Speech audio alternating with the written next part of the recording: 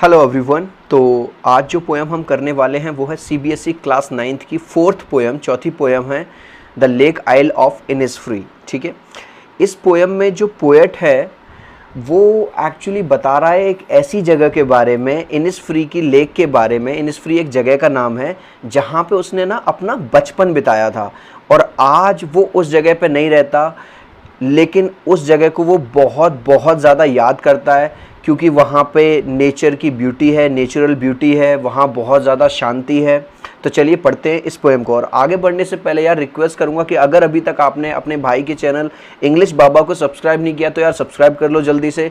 अगर आप मुझसे कांटेक्ट करना चाहते हो तो मेरा व्हाट्सएप नंबर लिख लो 8059041145। तो चलिए शुरुआत करता हूँ पोएम की। देखो क्या लिखा है। This well known poem explore the poet's longing for the peace and tranquillity of Innisfree, a place where he spent a lot of time as a boy. ठीक है, इस पोएम में हमें पता चलता है कि वो जो पोएट है वो जाना चाहता है, कहाँ जाना चाहता है, इनिसफ्री, ऐसी जगह पे जहाँ उसने बहुत ज़्यादा समय बिताया था जब वो एक लड़का था।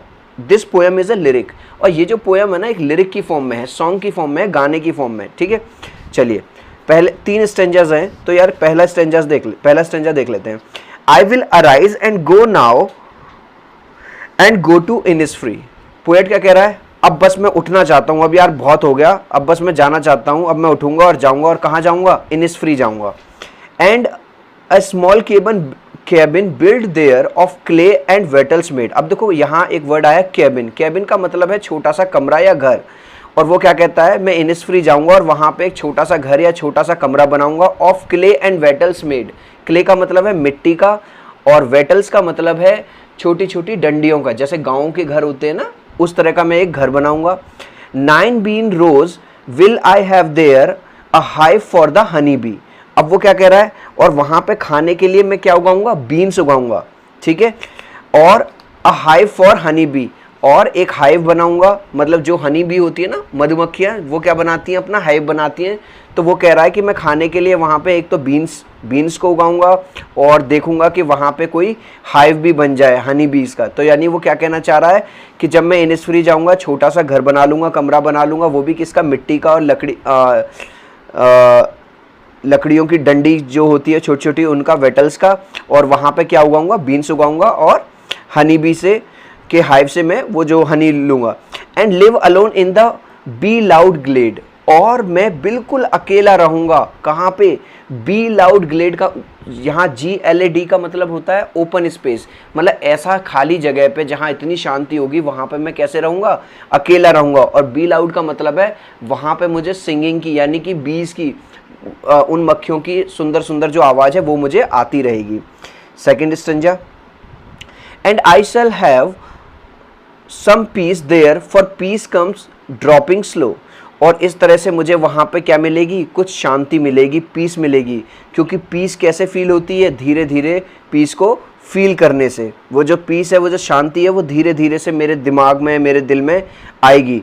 Dropping from the wheels of the morning to where the cricket sings. अब देखो VEIL, व्हील होता है घूंघट, जैसा आपने देखा होगा कोई लड़की या नई बहू होती है अपने चेहरे को ढक के रखती है घूंघट में।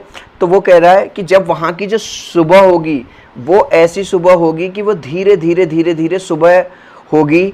और to where the cricket sings, अब देखो CRICKET, क्रिकेट का मतलब एक तो वो क्रिकेट है बैट बॉल जो आप देखते हो, यहाँ क्रिकेट का मतलब है एक इंसेक्ट होता है, कीड़ा होता है, कि सुबह सुबह जब धीरे धीरे सुबह होगी, मतलब अंधेरी रात अपना पर्दा उठाएगी और सुबह होगी, तो वहाँ पे जो क्रिकेट है, जो इंसेक्ट है, वो गाना गाएगा। यानी कि जो मेरी सुबह भी होगी वो भी बड़ी पीसफुल होगी, और मैं गाना सुन के उठूंगा।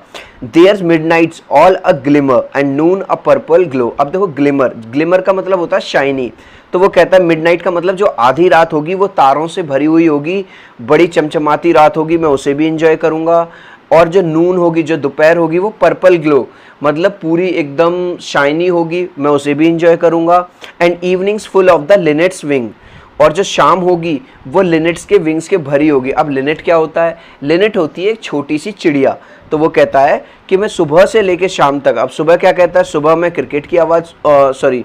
सुबह मैं आवाज़ सुनूंगा क्रिकेट की, और आधी रात को मैं एंजॉय करूँगा तारों को, दोपहर में मैं एंजॉय करूँगा जो पर्पल ग्लो जो है होगा, रोशनी जो होगी उसको, और शाम को मैं एंजॉय करूँगा लिनेट्स को, यानी कि वो जो बर्ड्स हैं वो जो तरह तरह की आवाज़ करेंगी अच्छी अच्छी।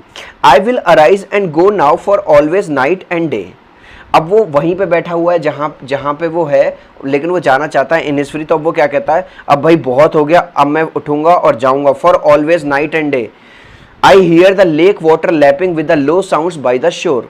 बस अब बहुत हो गया, अब मैं बस उठना चाहता हूँ, जाना चाहता हूँ, क्योंकि for always night and day का मतलब है सारा दिन, हर टाइम, 24 घंटे मैं सुनता रहता हूँ। I hear the lake water, जो उस झील का जो पानी है इनिसफ्री की लेक का, lapping with the low sounds by the shore, वो पानी क्या कर रहा है, शोर का मतलब होता है किनारे को टकरा रहा है और उसकी आवाज़ मेरे कानों में आ रही है। एक्चुअली वो वहाँ पर है नहीं, लेकिन वो इमेजिन कर रहा है कि मुझे उसकी आवाज़ आ रही है, वो जो आवाज़ है मुझे अपनी तरफ खींच रही है। While I stand on the roadway or the pavements grey I hear it deep in heart's core. वो कह रहा है चाहे मैं रोड पे खड़ा हूँ, पेमेंट रास्ते पे खड़ा हूँ, कहीं पे भी खड़ा हूँ, 24 घंटे मुझे वो पानी के टकराने की आवाज़, जो किनारे पे टकराने की जो आवाज़ है वो आती रहती है, और वो मैं अपने दिल में, अपने मन ही मन में उस आवाज़ को सुनता रहता हूँ। और यही कारण है कि उस वजह से वो जो पीस है, वो जो शांति है, उस शांति के लिए मैं इनिसफ्री जाना चाहता हूँ। तो यहीं पे हो जाती है यार ये पोएम ख़त्म। छोटी सी पोएम है, आई होप कि क्लियर हो गई होगी। अगर मैं इसकी राइम स्कीम की बात करूँ तो देखो फर्स्ट 4 लाइन्स देखो। पहली जो लाइन है वो ख़त्म हो रही है इनिसफ्री पे, फिर है मेड, फिर है हनी बी और फिर है ग्लेड। तो अब आप ये देखो यार कि जो इनिसफ्री और हनी बी देखो राइम कर रहा है, और मेड और ग्लेड वो राइम कर रहा है। तो इनिसफ्री और हनी बी को अगर मैं ए मान लूँ, मेड को और ग्लेड को अगर मैं बी मान लूँ, तो हमारी राइम स्कीम क्या बनी, ए बी ए बी। ऐसे ही अगर आप जो बची हुई 4 लाइन से अगर उनकी भी राइम स्कीम देखोगे यार, तो वो भी ए बी और ए बी है ना। तो राइम स्कीम आपको पता चल गई, A B A B A B A B.